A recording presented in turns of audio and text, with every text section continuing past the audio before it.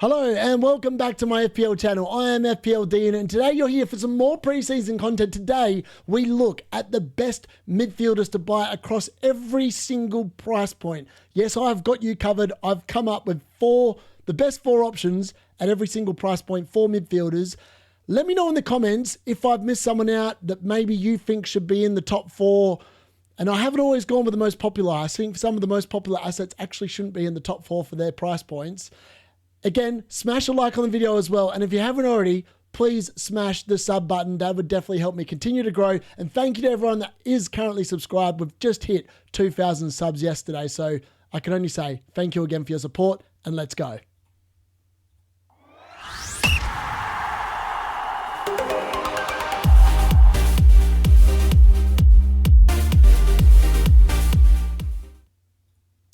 So things to consider in terms of the best midfielder options.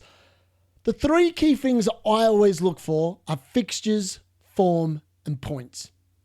And it's about the points that they not necessarily have already got, but the points that I think they will likely get based on the form that the player or the team is in and the fixtures. Those are the three key things that I generally look for. The next thing you need to consider is your team structure. The price points. Do you want to have like a 6.5 million slot? Do you want a 5 million and below slot? Are you going to be playing 5 midfielders every week? Also, the formation you play is going to be exceptionally important. In my current draft, I can either go to a 3-4-3 or a 3-5-2, depending on the fixtures and the players and what they've got each single week. And that comes down to what you want to do and also how many premium assets you want to actually have in your draft. That is also going to be very important in terms of your team structure and the best midfielders for your individual teams. Now, some things that you do need to consider though are the changes to the bonus point system. So penalty takers last year, if they're a midfielder and scored a penalty, they used to get plus 18 points on the bonus points system, which is why Salah and Kluivert and Bruno Fernandes and that used to get quite a lot of extra bonus because of this. It's been nerfed, not by a hell of a lot, but by plus 6 points essentially. It's gone from plus 18 for a penalty scored to plus 12 for a midfielder. The other thing to note here as well is that tackles are just worth plus 2. It doesn't matter if they lose tackles or they are successful. As long as they've made a tackle and it's successful, it'll count as plus 2 on the bonus point system. Now that should be good for defensive midfielders. The next thing to note is the defensive contributions, which have been capped at 2 points for midfielders who accumulate a combination. This is the key. It's not 10 like it is for defenders. It's 12 for midfielders. And that is a combination of blocks, interceptions, tackles, clearances, and ball recoveries. So you need 12 of them. And lastly, some other news, because this is the first video I made since he's been added to the game. Victor Gyökeres has been priced at 9 million and added to the forward line, which might rethink how people are structuring their teams, particularly in the midfield and forward lines. So looking at my team currently, and this is why it's very important that you do look at how you want your team to structure up. As you can see, I've got Strand Larsen sitting on my bench. My front 8, I could literally play in every single week if I wanted to. However, I have to bench one of them. So maybe the intelligent thing for me moving ahead and looking at how I want to play is either I'm committing to 3-4-3 and getting a cheap midfielder, or I'm committing to 3-5-2 and just getting maybe an even cheaper forward instead of Strand Larsen. So it does come down to your team value and what you want to do and your team structure. At the moment, I'm going with 5 midfielders because I feel like midfielders might actually end up getting more points than forwards just with the change to the bonus point system, et cetera, et cetera. So for that reason, that's the structure I'm looking at the moment prior to game week 1. So let's look at the bargains and look, there were 3 4.5 million options. I did have a look at that. Santos from Chelsea, El Miley from Newcastle and A Ramsey from Burnley. However, I don't really know much about him and I can't guarantee. And I think if you want a cheap option at this bracket, you want someone that's regularly going to be starting. So other options I did look at were Buonanotte, Dewsbury Hall, who I think will be really good if he leaves Chelsea, but if he stays at Chelsea, he's horrible. Lavia, SA, who I think will be really good for Crystal Palace this year in his second season there. Barkley, Anana, Ugarte, Mainu, Gray, Longstaff, Elafi, Tanaka, PM Sarr from Tottenham, These are all options I consider, but I think these are the 4 best ones that are available in the game as things stand. Now, their stats are not amazing. You could argue that probably the best stats are actually for Nelson, who's in negotiation. I know he's technically still an Arsenal player, but it's in advanced negotiations for him to become a Fulham player. Maybe by the time you are actually watching this video, he might actually already be at Fulham. And I think that he's probably the best pick. 5 million, 0.2 XG, 0.18 XA. He only had 5 starts last year. He scored 1 goal, 1 assist. And that was after he moved on loan to Fulham. I think he'll be really good there, and I just really like him. He's like a cheap Iwobi like last year, but that's what I feel like Nelson's going to be for Fulham this year. Christie, he's reliable. 27 starts last year, 2 goals, 3 assists, but he does get a lot of, he should feature in the defensive contributions quite a lot. Whether he can keep himself out of the book is a different story, and that's the same with Balaba. Again, yellow cards can be a bit of a problem here, eating into that +2, which is obviously capped at defensive contributions. But Bala had 31 starts last year, 3 goals, 1 assist, 7 bonus points. I think he's going to be the fulcrum of Brighton this season. I expect him to really kick on, and I expect his ownership to probably go up significantly more from its current 4.4%. Then we've got Adam Wardham at Crystal Palace. Now, he only started 16 times last year. That was mainly due to the fact that he was injured quite a lot. I expect there's a lot of untapped potential of him, and I expect him to also significantly increase his points and his output, and he should be really good as well for defensive contributions, especially getting the ball recoveries and tackles. That's his role in the team for Crystal Palace, and I think potentially he could be a steal at 5 mil. So moving on to the 5.5 million steals. Other options I did look at here were Elliott, who potentially might leave Liverpool, Gnotto, I'm probably saying that name wrong, from Leeds. Caicedo, I just didn't think he had 11 yellow cards last year and Anderson had 10. So you've got to be wary that that's points off your total, potentially also suspensions as well over the course of the season. Sessegnon, Marlon, who could be really good for Aston Villa this year without Rashford and Asensio at Villa. Bailey, who's been kind of forgotten about at Aston Villa as well.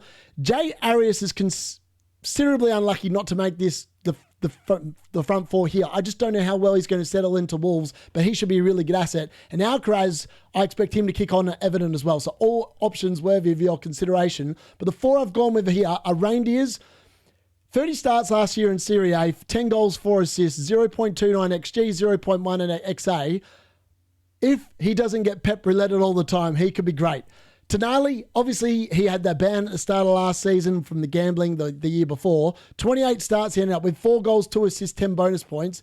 His numbers aren't amazing off the page, but he essentially averages 1 attacking contribution every 4 games, which for 5.5 mil, and the fact that he gets so involved potentially in the defensive contribution points as well, makes him a fairly consistent asset, I think.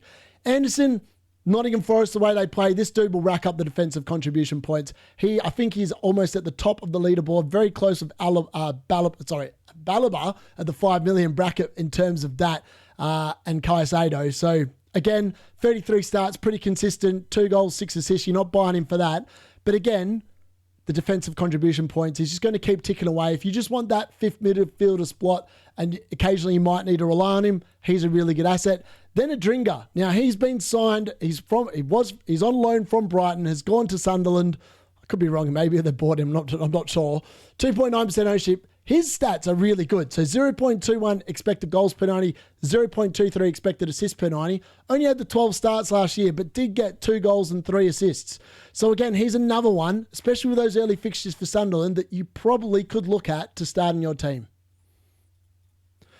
So moving on to the 6 million guys, and this is where it starts getting juicy. Again, other options I looked at were Hudson-Odoi, Smith-Rowe, McNeil, Dango from Bournemouth, Paqueta, who potentially might leave West Ham, He-Chan from Wolves, and Solly March. Now, Solly March has missed a lot of football, but if he ever gets back to full fitness, he'll be an amazing asset for Brighton. Damsgaard's one of my favourites. Now, he's going to be heavily relied on, you would think, and probably taking more corners with the fact that Brian and Buemo's now left. 1.3% ownership. I still can't believe he's that lowly owned. 0.09 expected goals per 90, 0.22 expected assists per 90. The dude had 10 assists last year from 34 starts and 2 goals. So that's pretty much 1 every 3 games he was getting an attacking return, which for 6 million is pretty damn good. Tielemans, again, he could potentially be on penalties. We're not sure. His stats are slightly better. in terms of goals, expected goals. But again, he only got 3 goals, 7 assists. He did get more bonus points. And I expect him to get a lot of defensive contributions with the way that he plays at Aston Villa. And again, he's pretty reliable. 35 starts last year. Again, really good option. Souček is an interesting one. And West Ham are a case in point to watch. But this dude, when West Ham win, he scores. 9 goals, 2 assists, 15 bonus points from 30 starts. And he does have a fairly decent expected goal per 90 ratio of 0.23, which is not bad for a bloke that pretty much plays centre midfield and more on the defensive side. And then we've got Minte, who's probably the most one with the biggest upside, I feel. 6 million. Brighton's run of fixtures to begin the season are really good as well. 0.2 expected goals, 0.25 expected assists. He did only start 20 times last year, but he had 11 attacking returns in those 20 starts, which any way you want to look at that, that's pretty good value. So moving on to the stack 6.5 million in bracket. And look, I've probably got 4 blokes here that everyone is like, how have you ended up with these 4? Well, I did look at Kudos. I just don't rate his numbers, and I don't rate him as a player. Jacob Murphy, I think, is going to be in problems of Alanga in terms of that starting right spot. Garnacho could be an amazing option if he leaves Man United, but if he stays there, he's horrible. Cherky could be interesting, but we don't know about Pep Roulette. Slobozlai, McAllister, again, Liverpool, lots of new signings. We don't know how they're going to gel. Iwobi, probably steer clear. And Dai, his stats are just no good. Honestly, I'm not sure why he's so popular. Is Marley Assar's the unlucky one here? But I've covered him already in my differentials video, and I think that he would be number 5. Then they've got Giddens, Estavio, Chelsea new signings. We don't know how they're going to fit in, whether they're going to be starting, whether they're going to be coming off the bench, so they've been ignored. Matoma, Rice, and Grealish, if he signs for another Premier League club, could be an absolute steal at 6.5 mil. But the 4 I've gone with, Bruno Guimaraes, unbelievable asset. 38 starts. This dude starts every single game. 11 attacking contributions, 5 goals, 6 assists across those 38 games. His stats aren't amazing in terms of underlying numbers, but he does again average 1 every 4 games. And he is quality. And I think that hopefully with Alanga and a few other players there, he might end up getting a few more attacking returns as well. Then we've got Ahmad, and people say this is your Man United bias coming through, and maybe it is. But his stats are so good. 20 starts last year, 8 goals, 8 assists. That's 16 attacking returns from 20 starts, 17 bonus points. This dude, even when he played at right wing back under Amarin before he got injured and had that layoff, was getting assists, getting goals from that position. And I think with Brian Mbeumo, Cunha, Fernandes, and potentially a striker on the team as well, I can only see improvement for Ahmad. And at 6.5 mil, I think lots of people are going to overlook him. He could be really good. Again, those underlying stats, amazing. 0.22 expected goals, 0.19 expected assists per 90. Then we've got Enzo. He is the bloke that sits next to Caicedo and generally gets forward. 14 attacking returns he ended up having last season. 6 goals, 8 assists from 32 starts. Again, Chelsea's fixtures are really nice to start the season. 0.19 expected goals and ditto for assists. I think, again, he is someone potentially being overlooked. Rodrigo is the really interesting one. Now, 2 seasons ago, his 23-24 stats, he had 34 starts in that season and 18 attacking contributions, 8 goals, 10 assists, 19 bonus points. People have forgotten about this. And he's also going to be a defensive contribution monster. If he can build on those stats, I have similar stats to that, and gets back to his peak fitness that we saw prior to the ACL injury, he is probably the best 6.5 million asset. We do need to see how he goes in preseason, whether he starts the season. But I think that he probably could be the top scoring 6.5 midfielder in the game by the end of the season if he gets back to full fitness. So onto the midfielder 7 million zone, and other options I considered here were Shard, Alanga, Savinio, Pedro Neto from Chelsea, Johnson from Tottenham, Trossard, Martinelli, and Madueke. Realistically, all those Arsenal assets I don't really think are going to be good assets at 7 mil. These 4 are probably the ones you want to be looking at. Kluivert and Semenyo, outside of the Liverpool fixture in the first game week, they have an amazing run of fixtures, and Bournemouth haven't lost any of their attackers. They might have lost their defenders. That doesn't influence these guys at all. And as you can see there, obviously Kluivert scored a lot of his goals from the penalty spot, 12 goals compared to Semenyo's 11, and Semenyo had 7 assists compared to Kluivert's 6. Kluivert obviously missed a few games of injury. Semenyo's pretty much, I think the only games he missed were through suspension for yellow card accumulation. I could be wrong on that one. But again, the stats are all pretty similar. 0.12 expected assist for Semenyo per 90 compared to 0.14 for Kluivert. Obviously, Kluivert has the higher expected goals per 90 because it's obviously got the penalties in there as well, whereas Semenyo doesn't. But Semenyo 0.27, both of these assets are such great value. I'm surprised they're not more highly owned. Maddison then comes in. Tottenham's run of fixtures, but everyone's talking about Kudos. I think that James Maddison could go to that next level under Thomas Frank. He could be like the Damsgaard, and he already had really good stats under Ange. There's no reason to think he can't do it again. 21 starts last year. He had 9 goals, 8 assists. People have forgotten about this. They've been hyped up in the Kudos bandwagon. Not for me. And then Rodgers. Villa's fixtures are the nicest for the opening 10 game weeks pretty much in the league. They're up there with Wolves and a couple of other teams. Again, he's highly owned, 22.7%. And his stats compared to the other 3 are actually significantly less. He had 8 goals, 11 assists from 37 starts. That's 19 attacking contributions, which is one more than both Semenyo and Kluivert. It's just a matter of which way you want to go. They're all very evenly matched. The 7 million zone for midfielders is actually looking pretty damn juicy.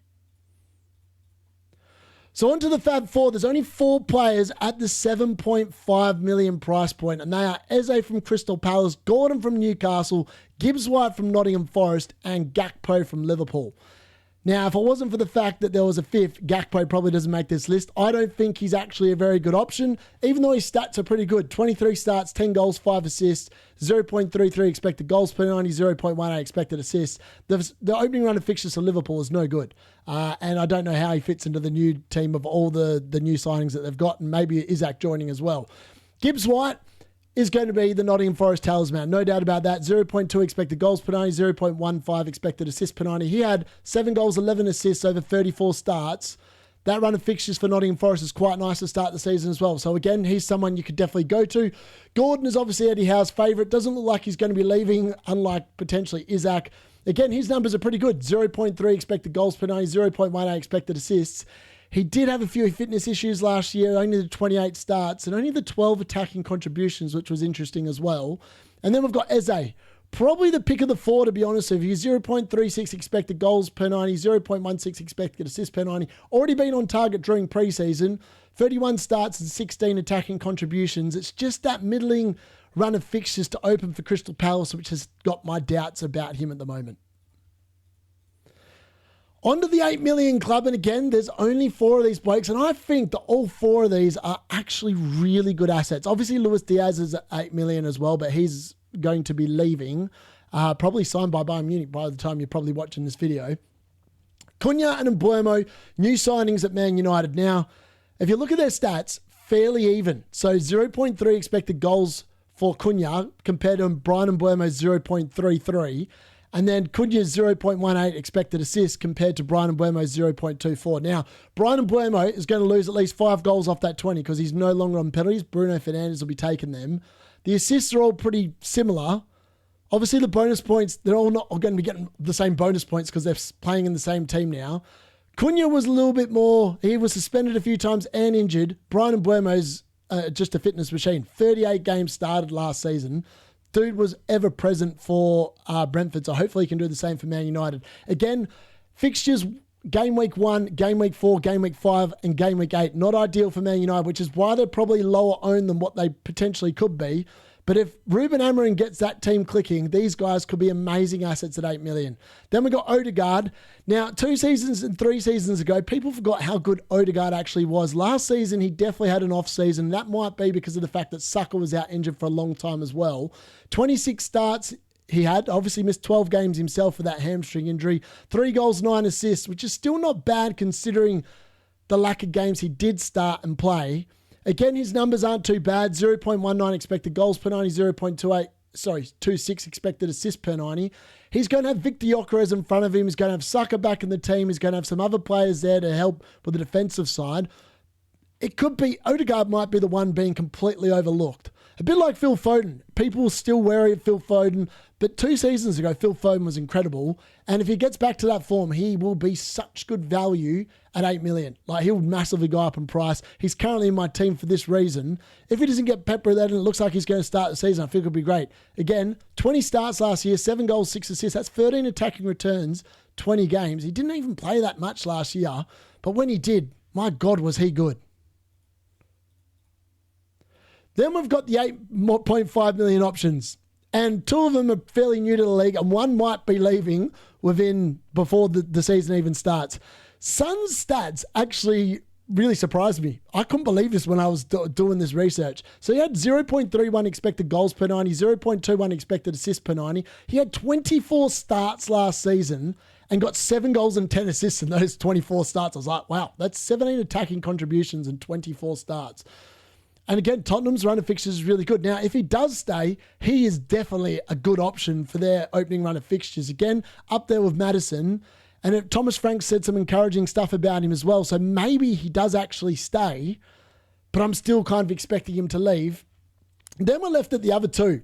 And I'm surprised there's such a big disparity in terms of the owner percentage between Marmoush and Wirtz. If you look at the fixtures, why has everyone got Wirtz? I'm talking about myself here as well. After I saw this, I actively almost thought about putting Marmoush in my team instead of Wirtz. Like, the ownership is just so different. The fixtures look so much better for Man City over the opening 4.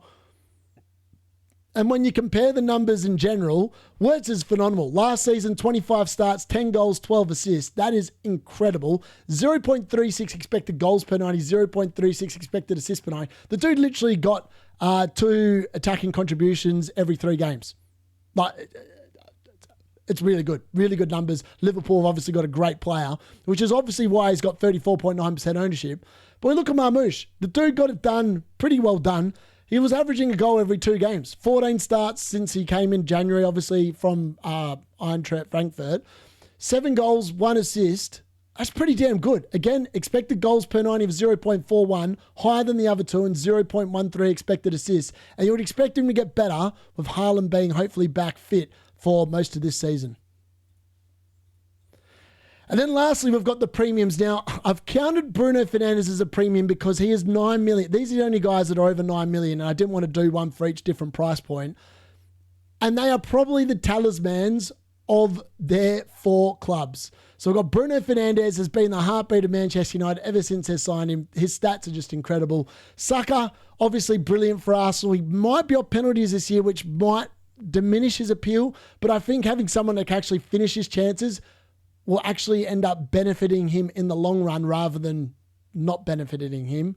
Then we got Palmer and we got Salah. Now, as you can see, I've got 3 of these blokes in my midfield at the moment.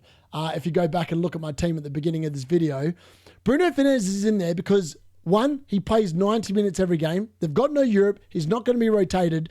Ruben Amorim loves him, and those stats are really good. And that was with half his season playing in centre midfield last year when Ruben Amorim arrived.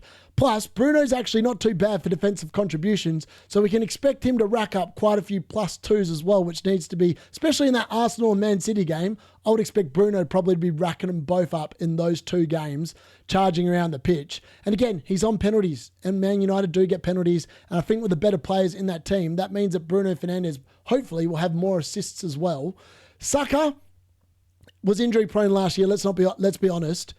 He obviously has a few other players that have been signed, like Madueke and that potentially might mean that he gets rotated for a few more games, especially when Nwaneri developing as well. That could be problematic. But again, the opening fixtures outside of that Liverpool 1 and Game Week 3 look not too bad for Arsenal. If you take that one out, it's a pretty good run. And then from Game Week 7 to about Game Week 13, Arsenal has a dream run. So again, if you want to do some forward planning, I actually think Saka's still going to be a great asset, even with Gyökeres potentially taking the penalties off him. Then we got Cole Palmer.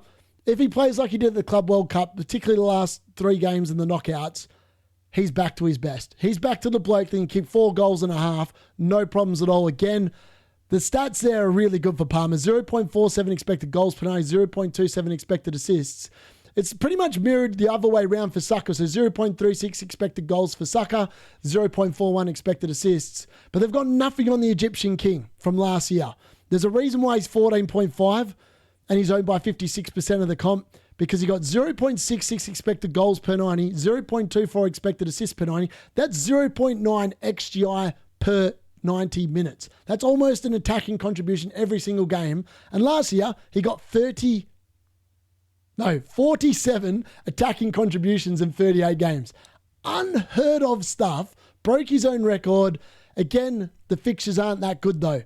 That's why I haven't got Salah in my draft. Also, the fact they're making so many new signings, it's not all going to be down to Salah to get the points this year. And I think for that reason, they're going to be a bit more spread out, a bit like what Brighton did. And for that reason, that's why I'm not sold on Salah. So that is the midfielders deep dive done. I've covered every single price point with what I consider to be the best options for your attention at each of those price points. The 5 million and below, there's not really many at 4.5. The 5.5s, the 6.5s, the 7, the 7.5, the 8, the 8.5, and the 9 and above.